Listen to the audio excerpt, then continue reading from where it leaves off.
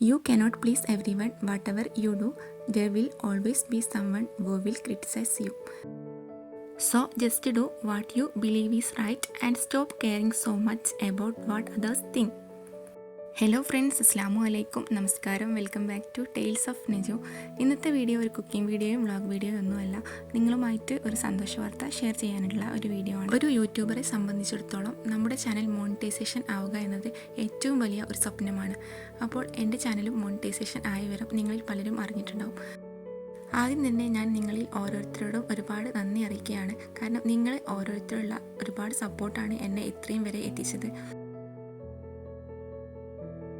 അതിലുപരി എൻ്റെ ഫാമിലി, അതുപോലെ എൻ്റെ ഹസ്ബൻഡ്, ഇവരുടെയൊക്കെ പൂർണ്ണ സപ്പോർട്ട് കൊണ്ടാണ് ഞാൻ ഇത്രയും വരെ എത്തിയത്.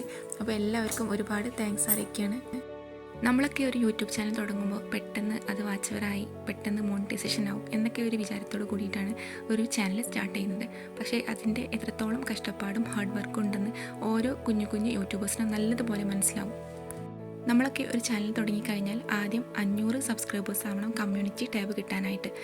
എൻ്റെ ചാനൽ കമ്മ്യൂണിറ്റി ടാബ് കിട്ടിയത് 500 സബ്സ്ക്രൈബേഴ്സും കഴിഞ്ഞു 1 വീക്ക് കഴിഞ്ഞു. അതായത് 575 സബ്സ്ക്രൈബേഴ്സ് ആയ ടൈമിലാണ് കമ്മ്യൂണിറ്റി ടാബ് കിട്ടിയിട്ടുണ്ടായിരുന്നത്. പക്ഷേ ഇപ്പോൾ പുതിയ യൂട്യൂബിൻ്റെ അപ്ഡേഷൻ എന്ന് പറയുന്നത് എല്ലാവർക്കും ചെറിയ സബ്സ്ക്രൈബേഴ്സ് ഉള്ള ചാനലിന് വരെ പെട്ടെന്ന് കമ്മ്യൂണിറ്റി ടാബ് കിട്ടുന്നുണ്ട്. പക്ഷേ ആദ്യത്തെ നമ്മുടെ സന്തോഷം എന്ന് പറഞ്ഞാൽ നമ്മുടെ ചാനലിൽ കമ്മ്യൂണിറ്റി ടാബ് കിട്ടുന്ന ആ ഒരു സമയത്തുള്ള സന്തോഷമാണ്. 500 സബ്സ്ക്രൈബേഴ്സ് ആയിട്ട് പോലും കമ്മ്യൂണിറ്റി ടാബ് കിട്ടാഞ്ഞാൽ നമുക്കൊക്കെ ഉണ്ടാകുന്ന ഒരു ടെൻഷനുണ്ട്. ആ ഒരു ടെൻഷനിലൂടെയൊക്കെ ഫേസ് ചെയ്ത ആളുകളാണ് നമ്മളിൽ എല്ലാവരും. പിന്നെ രണ്ടാമത്തെ സ്റ്റെപ്പായിട്ട് 1K സബ്സ്ക്രൈബേഴ്സ് ആവുന്ന സമയത്താണ് ഏറ്റവും വലിയ ഹാപ്പിനെസ്. ഈ 1K സബ്സ്ക്രൈബേഴ്സ് ആവാനായിട്ട് പല ലൈവിലും, അതായത് കുറേ യൂട്യൂബേഴ്സിൻ്റെ ലൈവ് നടക്കുന്നുണ്ട്. അതുപോലെ തന്നെ നമ്മുടെ ഫ്രണ്ട്സും ഫാമിലിയിലുള്ള ഒരുപാട് ആളുകളും സബ്സ്ക്രൈബേഴ്സ് ചെയ്തിട്ടാണ് നമുക്ക് 1K സബ്സ്ക്രൈബേഴ്സ് എന്ന ഒരു സന്തോഷം കിട്ടുന്നത്. അപ്പോൾ 1K സബ്സ്ക്രൈബേഴ്സ് ആകുമ്പോൾ എല്ലാ യൂട്യൂബേഴ്സിനും ഒരുപാട് സന്തോഷമാണ് ഉണ്ടാകുന്നത്. അപ്പോൾ 1K സബ്സ്ക്രൈബേഴ്സും കഴിഞ്ഞ് നെക്സ്റ്റ് നമ്മുടെ ടാസ്ക് എന്ന് പറയുന്നത് 4000 മണിക്കൂർ വാച്ചവറാണ്. 1K സബ്സ്ക്രൈബേഴ്സും 4000 മണിക്കൂറും വാച്ചവറും ആയി കഴിഞ്ഞാൽ നമ്മുടെ ചാനലിൽ മോണിറ്റൈസേഷൻ അപ്ലൈ ചെയ്യാനുള്ള ഓപ്ഷൻ അവൈലബിൾ ആവുകയുള്ളൂ. പിന്നെ നമുക്കുള്ള ഏറ്റവും വലിയ ടാസ്ക് എന്ന് പറയുന്നത് ഇത് തന്നെയാണ്, 4000 മണിക്കൂർ. അതായത് പബ്ലിക് നമ്മുടെ വീഡിയോസ് കണ്ടിട്ട് 4000 മണിക്കൂർ ആക്കിയെടുക്കണം. അങ്ങനെ നമ്മുടെ എഫേർട്ടോടും അതുപോലെ തന്നെ നമ്മൾ അതിനായിട്ട് കഠിനമായിട്ട് പരിശ്രമിച്ചു കഴിഞ്ഞാലും എല്ലാവർക്കും ഈ 4000 എന്ന മണിക്കൂർ നമുക്ക് നേടിയെടുക്കാൻ കഴിയും. അങ്ങനെ ഈ 4000 മണിക്കൂറും 1K സബ്സ്ക്രൈബേഴ്സും എല്ലാം ഓക്കെ ആയി കഴിഞ്ഞാൽ നമ്മുടെ YT സ്റ്റുഡിയോയിൽ വരുന്ന ഒരു മെസ്സേജ് ഉണ്ട്, അപ്ലൈ നോ എന്നുള്ളൊരു മെസ്സേജ് വന്നിട്ടുണ്ടായിരുന്നു.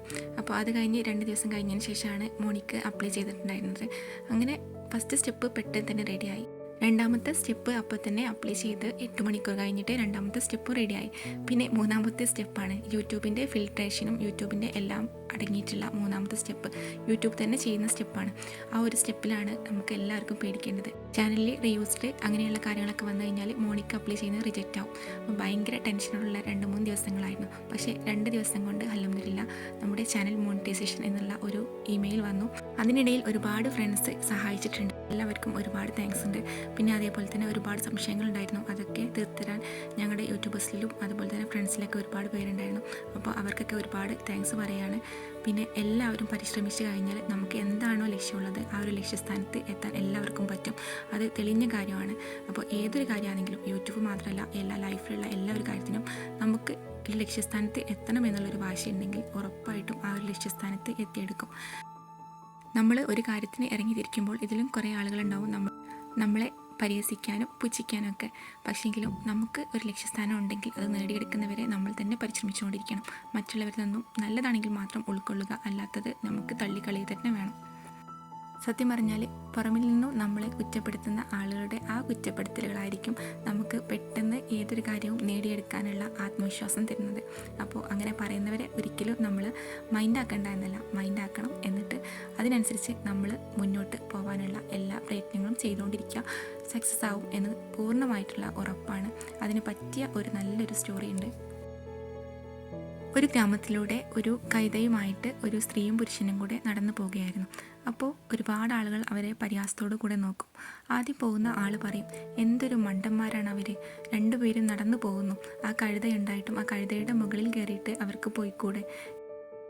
അത് കേട്ട് അതിലുള്ള ആ പുരുഷന് ആ കഴുതയുടെ മുകളിൽ കയറി ആ സ്ത്രീ നടന്നിട്ടും യാത്ര തുടർന്നുകൊണ്ടിരിക്കും.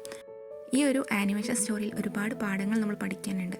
ഈ സ്ത്രീയും പുരുഷനും ഇങ്ങനെ പോയിക്കൊണ്ടിരിക്കുന്ന സമയത്ത് വീണ്ടും ഒരാൾ ഇവരെ കണ്ടിട്ട് മറ്റൊരു കാര്യം പറയുന്നുണ്ട്.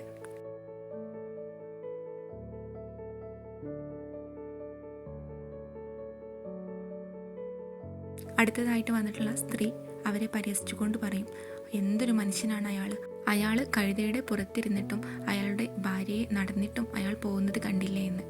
അപ്പോൾ അടുത്ത സമൂഹം അങ്ങനെ പറയുമ്പോൾ അയാൾ വിചാരിക്കും, എന്തുകൊണ്ട് എൻ്റെ ഭാര്യയെയും കൂടെ അതിൻ്റെ മുകളിൽ കയറ്റിക്കൂടാ എന്നുള്ളത്. അങ്ങനെ അയാളുടെ ഭാര്യയെയും കൂടെ ആ കഴുതയുടെ പുറത്ത് ഇരുത്തിയിട്ട് വീണ്ടും അവരുടെ യാത്ര തുടർന്നുകൊണ്ടേയിരിക്കും.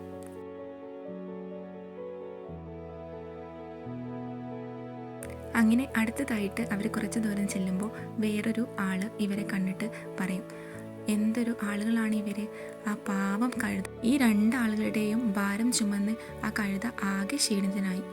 അങ്ങനെ കേട്ടിട്ട് ഇവർക്ക് രണ്ടുപേർക്കും വളരെ വിഷമമാവും. അങ്ങനെ ഈ മൂന്നാമത്തെ ആളുടെ വാക്ക് കേട്ടിട്ട് അതിലുള്ള ആ പുരുഷൻ ഇറങ്ങിയിട്ട് ഭാര്യയെ അതിൻ്റെ മുകളിൽ ഇരുത്തിയിട്ട് വീണ്ടും അവരുടെ യാത്ര തുടരും. ഇവർ രണ്ടുപേരും എന്ത് ചെയ്യണമെന്നറിയാതെ ഇവരുടെ യാത്ര തുടർന്നുകൊണ്ടേയിരിക്കും. നമ്മൾ എന്ത് ചെയ്താലും കുറ്റങ്ങൾ മാത്രം കണ്ടെത്തുന്ന ആളുകളുണ്ടാവും നമ്മുടെ സമൂഹത്തിൽ. അവർ ഇനി എന്തിനും കുറ്റങ്ങൾ മാത്രം തന്നെ കണ്ടെത്തുകയുള്ളൂ. അപ്പോൾ അങ്ങനെ ഇവർ യാത്ര തുടർന്നുകൊണ്ടേയിരിക്കുന്നുണ്ട്. അങ്ങനെ പോകുമ്പോൾ ഒരു കൂട്ടം ആളുകളെ അവർ കാണാനിടയാകുകയാണ്. അപ്പോൾ എല്ലാവരും കൂടെ അവരെ പരിഹസിച്ച് ചിരിക്കുകയാണ്.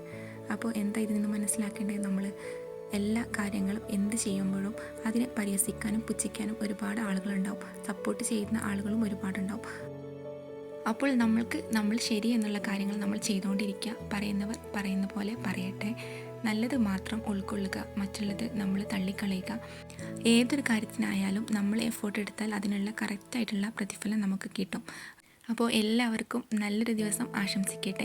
അതുപോലെ തന്നെ മോണിറ്റൈസേഷൻ ആവാത്ത എൻ്റെ എല്ലാ സുഹൃത്തുക്കൾക്കും പെട്ടെന്ന് തന്നെ മോണിറ്റൈസേഷൻ ആവട്ടെ എന്ന് പ്രാർത്ഥിക്കുന്നു. അപ്പോൾ എല്ലാവർക്കും ഒരുപാട് നന്ദി പറഞ്ഞുകൊണ്ട് നിങ്ങളുടെ ഇതുവരെയുള്ള എല്ലാ സപ്പോർട്ടും എനിക്ക് തന്നപോലെ തന്നെ ഇനിയുള്ള എൻ്റെ മുന്നോട്ടുള്ള യാത്രയിലും നിങ്ങളുടെ എല്ലാവരുടെയും പൂർണ്ണ സപ്പോർട്ടും പിന്തുണയും ഉണ്ടാകുമെന്ന് പ്രതീക്ഷിച്ചുകൊണ്ട് ഇന്നത്തെ വീഡിയോ ഞാൻ നിർത്തുകയാണ്. അപ്പോൾ എല്ലാവർക്കും ഒരുപാട് താങ്ക്സ്. ഇൻഷാ അല്ലാഹ് മറ്റൊരു വീഡിയോ ആയിട്ട് ഞാൻ വീണ്ടും വരും. അതുവരേക്കും ബൈ.